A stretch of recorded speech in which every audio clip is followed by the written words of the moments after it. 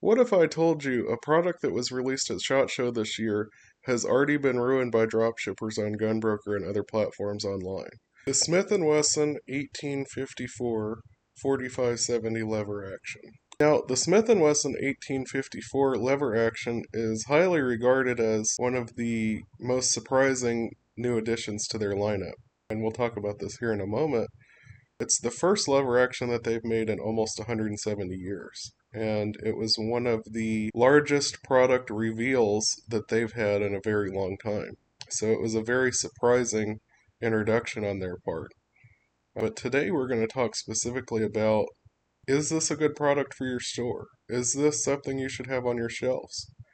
We've got a lot of exciting information about this gun, these series of guns. There's 12 1854 models out right now, but we're going to specifically look at the 1854 4570 20-inch, both the black armor night finish and the stainless steel all-weather. And we're going to go through a lot of different information, so I'm very excited to get started on this one. So let's talk about the timeline on the 1854s. They were first announced at SHOT Show this year, January 21st through the 24th of 2025. We'll go through what Google says right here. Smith & Wesson introduced the model 1854 series of lever-action rifles, their first in 170 years. Initially, the series was available in pistol calibers like .44 Remington Magnum, .45 Colt, .357 Magnum, offered in a synthetic black polymer stainless steel finish or an Armor-Nite walnut combination. On April 8th of 2025, Smith & Wesson announced the release of the model 1854 chambered in 4570 Government. This date also marks the start of availability for purchase.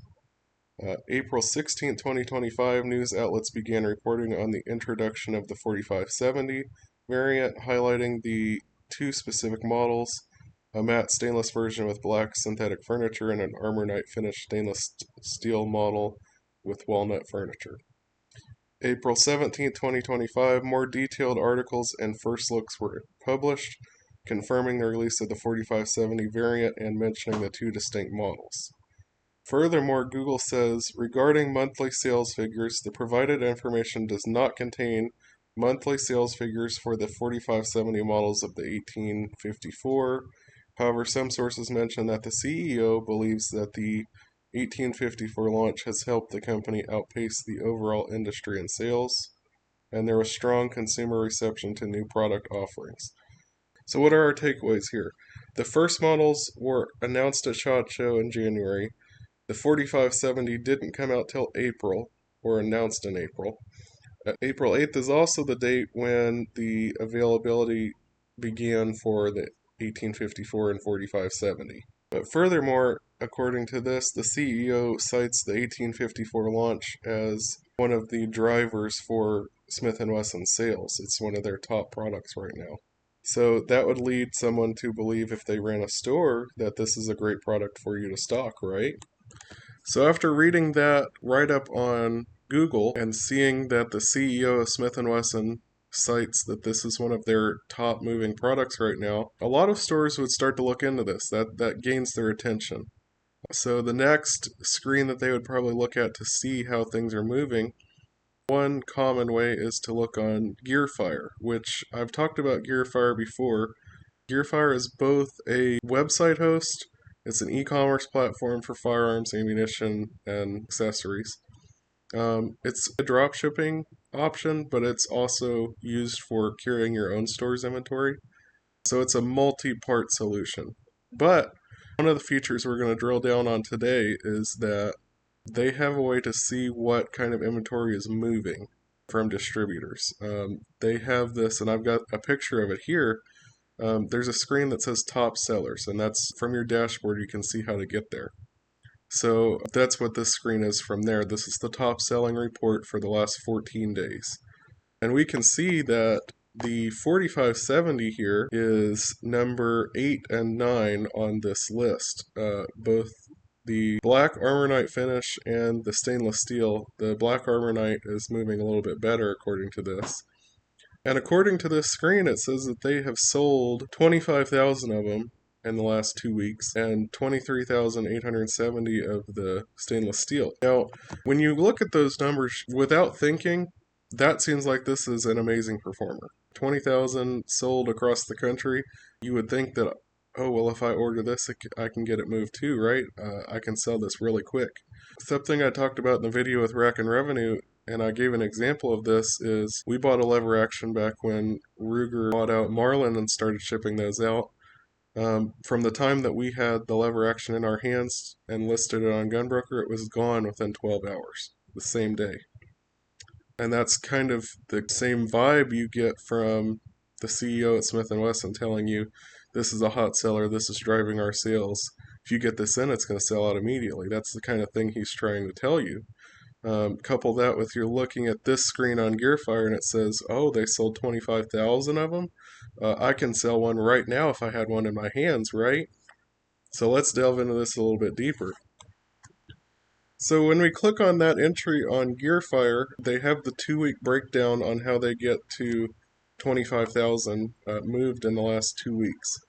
So this is the report that they show you, and we're going to delve into this because this is very confusing, or not even just confusing, but this is maliciously deceptive, I think, is the right way to categorize this. We can see the columns here. I've chopped off the top of this because I don't want to talk about the specific distributors that have these products. That's kind of a separate topic. But today we're going to look into just what each distributor moved, and we can see the columns here.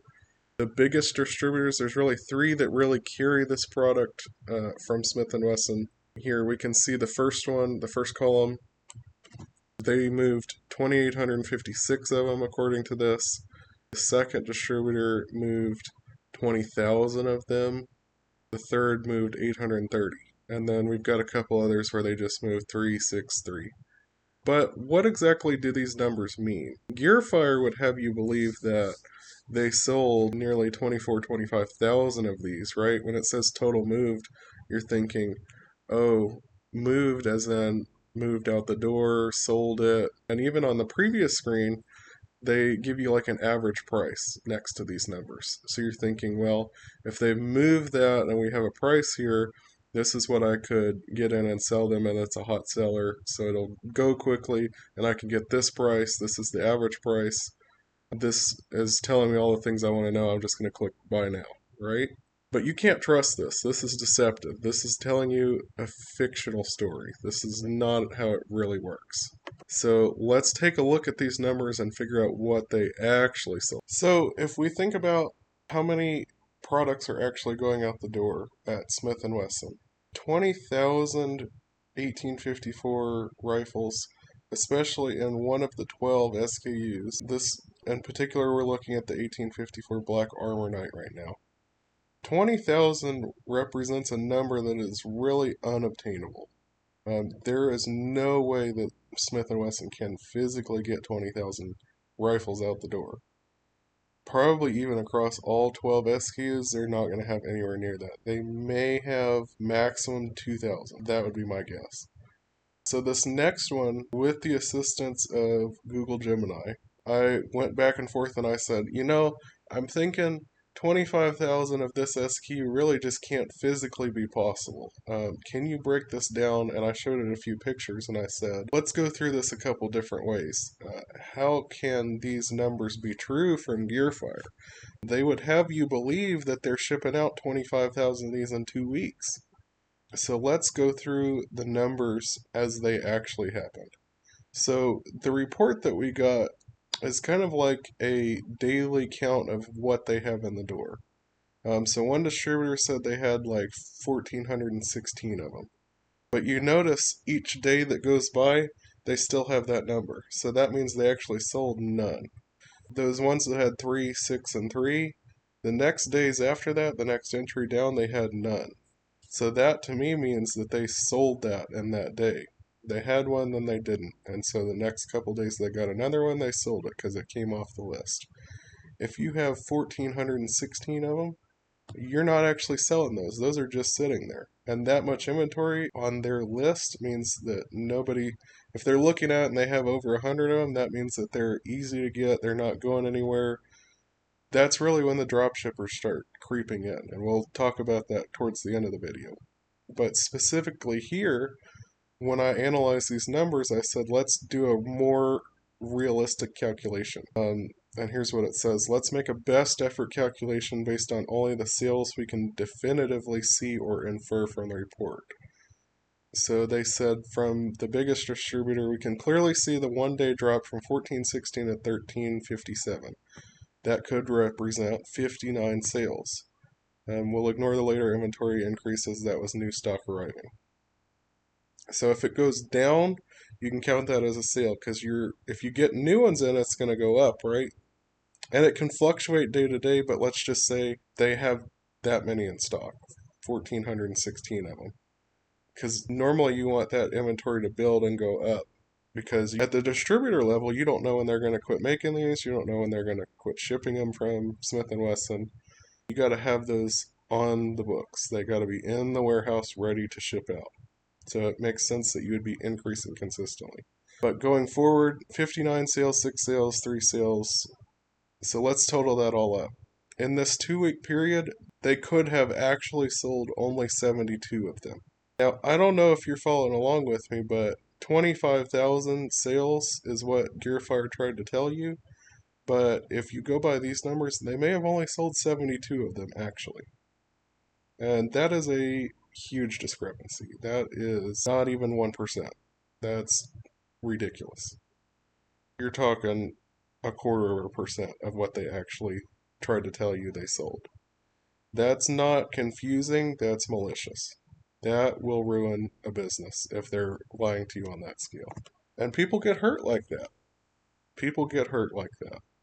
So, let's delve into this a little bit deeper and expand on this concept.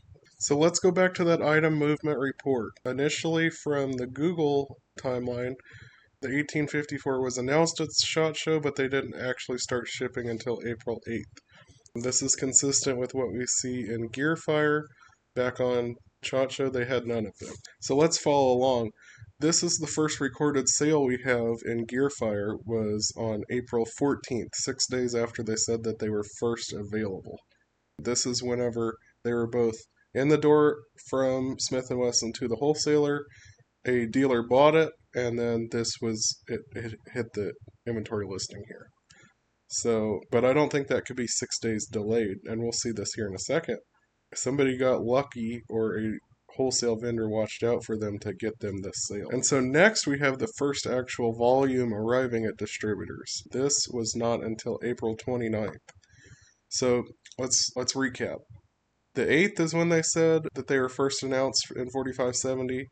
They didn't actually make it to the distributor till the 16th, and only one of them arrived at that point. And then it was the 30th before any actual amount of them arrived at distribution. So like people would come into the store and they'd say, well, I saw this at SHOT Show, why don't you have it already? It's been like 2 weeks, whatever, a month. It took them for a huge mainline product, one of Smith & Wesson's big new product releases. It took them a whole 2 to 3 weeks from announcing that they were available to actually make it to distribution. And this is the actual data that shows when they actually hit distributor shelves for dealers to order. And furthermore, to our point that we just made a little bit ago, let's see exactly how many sales were made from these reports. So from the time that they hit distributor shelves on April 29th to today is June 17th, 2025, the Gearfire report that each distributor, and they've sold these numbers here, a total sales figure is only about 207 total units for this SKU. 207. Now, this is a lot different from 25,000. And this is over the whole lifetime of this product from the report that we've seen. This is not even 2 weeks. So, connecting this with what Gearfire says, oh, we've sold 25,000 of these in the last 2 weeks. They haven't even sold 207 of them in 2 months, let alone 2 weeks. Who knows if Smith & Wesson will even sell 25,000 ever, really, if we're getting to real numbers. So not only is that's beyond malicious. That's awful. That's really awful. But connecting this to the greater picture, 207 units doesn't feel like a super commercial success either. I think in the case of the Smith Wesson CEO, it's kind of played up. And it's important to note that from Gearfire, this is one of the top 2 SKUs from the 1854 series in total. And if the number one 1854 SKU is only selling 270 lifetime units, that's not really the picture the CEO was painting. So this whole kind of web is very deceptive, I think. It is not going to do very good for your store just based on these numbers. If a wholesaler has 1,400 of them that they're sitting on and can't get rid of, that's not a great situation for you if you're a store trying to be competitive. Especially if you're going to tie up inventory dollars on this, and a drop shipper is going to look at that 1,400 inventory number and say, oh, well, if I put this up for drop ship, I can reliably get this for a very long time. The distributor's not going to run out of this for a long time. Months, maybe years, really. 2 months, they only sold 207 across all 13 distributors. I don't think they're going to sell out very quickly at one of them if you have 1,400 units. So that tells drop shippers, hey, this is an excellent product for us. We can absolutely strangle the market on this. And we can run this price to the bottom to get rid of it. And that's what we're going to talk about next. So next we're going to move into a different phase on the same video for this product. So we've analyzed from distribution to the dealer. Let's talk about dealer to customer. So if you are a dealer wanting to obtain one of these products, this is the actual screen that you would look at to purchase this product. And this is one of the vendors that we've talked about here. I'm not going to name names. So this price right now is available wholesale at this distributor for $1,210. The minimum advertised price that you cannot sell these below if you are a store is $13.99. If you sell this product below $13.99, Smith & Wesson can violate you from the MAP policy and revoke your ability to carry any of their products, any kind of Smith & Wesson, or if they're owned by a larger corporation like Remington and Vista Outdoor, their whole conglomerate of subsidiaries and lower companies. All of those can ban you for violating one MAP. So it's really important if you are a gun store and you have a relationship with your wholesaler and the manufacturer, you can't violate that MAP price. You've got to stick to it or you can be heftily penalized by that. MSRP and retail over there on the top right, both of those are unobtainable numbers. You're never going to get that for this product no matter what. If you try to do that in your store, somebody will look up what they're going for online and they will think that you've ripped them off and they will never come back to your store, probably get a negative review. It's a bad time. MAP is really the maximum you could foreseeably get for this product. And even that's not a great return. That's $190 on $1,200. And we can run those numbers. So next we're going to look at GunBroker completed auctions. There are only 2 here that have actually sold. And both of these were actual auctions, not fixed price listings. You can see those 2 at the top there that were auctions. One has 12 bids, the other has 26. The rest of these, I've looked through everyone, they have not sold. And you can see some of these are even listed at $12.99, some are at $13.99. So here is a list of the drop shippers for this SKU, the 1854 4570 Black Armor Knight. As we can see, every one of these listings on GunBroker has 10 plus. And they would probably have 1,400 plus because they're pulling on every distributor. So this is the cheapest comparable sale we have for this SKU on GunBroker right here. This one sold for a bid of $10.89, which is below cost. It's below cost to say the least. Their buy now was $13.99. Starting bid was 1 cent. 12 bids, they brought it all the way up to $10.89. So if people go on GunBroker and they search sold listings just like I did, and they see that this is what they're going for, then this becomes the new market.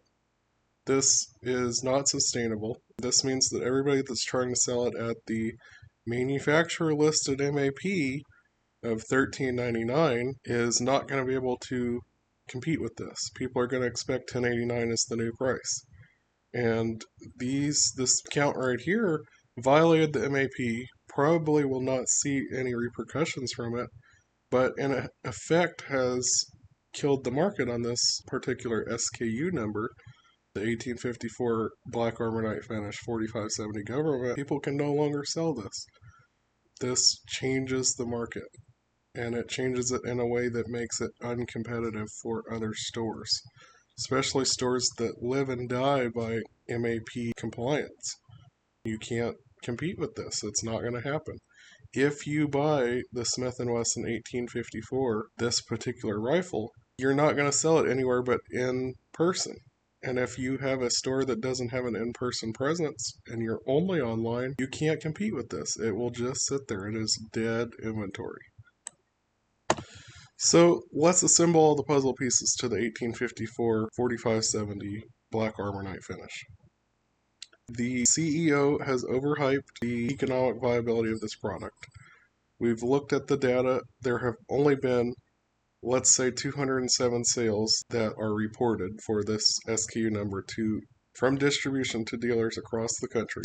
The price in which they sell it to you, $1,210, combined with an MAP of $13.99, is not competitive with stores that are selling it for $10.89 on GunBroker right now. If you buy this product, you will lose money, verifiably. We can see that in the reports. We can see that in the comparable sales. Even though it's a product that just released 2 months ago, it is already a race to the bottom, and the race is already going on and being concluded right now. So if you're not a drop shipper, you physically tie up inventory money with this product, and you don't have an in-person sales outlet that you can get MAP price, you will be stuck with this product and you will not make money on this product, and you will have to sell it for a loss. And that's not productive for anybody involved. The only person that's productive for is Smith & Wesson and the distributor. And why work for them? They're supposed to be working for you. So protect yourself, educate yourself. It's important to be able to do these kinds of analysis and see what works and what doesn't. One of the next videos we'll talk about is how do you beat these kinds of systems, because this, like I said, this is a newly released product and it's already ruined. But the way that you make money is by not stocking these trap products and buy something that you can actually make money on that is in a race to the bottom. So I encourage you to stay tuned. Definitely subscribe to our channel. I hope you liked the video. If you do, give it a like on the video. Leave me a comment. Tell me what you thought about all this analysis. Do you resonate with what I'm saying? Does it agree with your experience? So let me know what you think. I appreciate you watching. Please like and subscribe.